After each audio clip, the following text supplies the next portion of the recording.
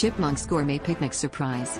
Last weekend, my friends and I decided to escape the city and take a much-needed hiking trip to the nearby national park.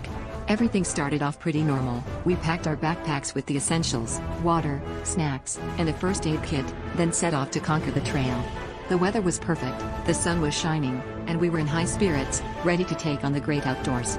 About an hour into our hike, we stumbled upon something a bit odd, a trail of breadcrumbs.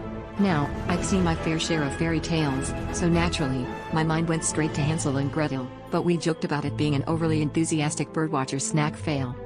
Curiosity piqued, we decided to follow the breadcrumb trail, half expecting to find a lost hiker or perhaps a trail of snacks leading to a scenic overlook.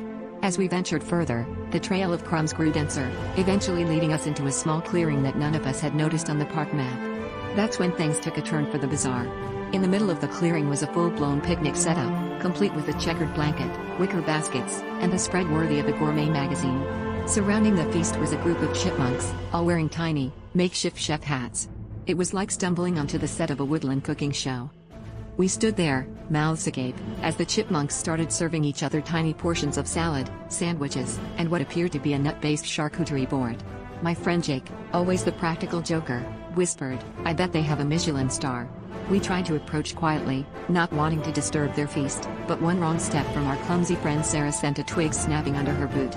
The chipmunks froze, then scattered, leaving their tiny picnic behind. In their hasty retreat, one of the chef hats was left behind, a tiny culinary relic of the strangest buffet we'd ever seen.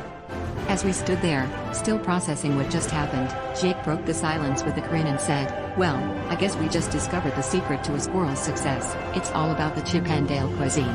And with that pun, we burst into laughter, realizing our hiking trip had turned into a tale we'd be telling for years.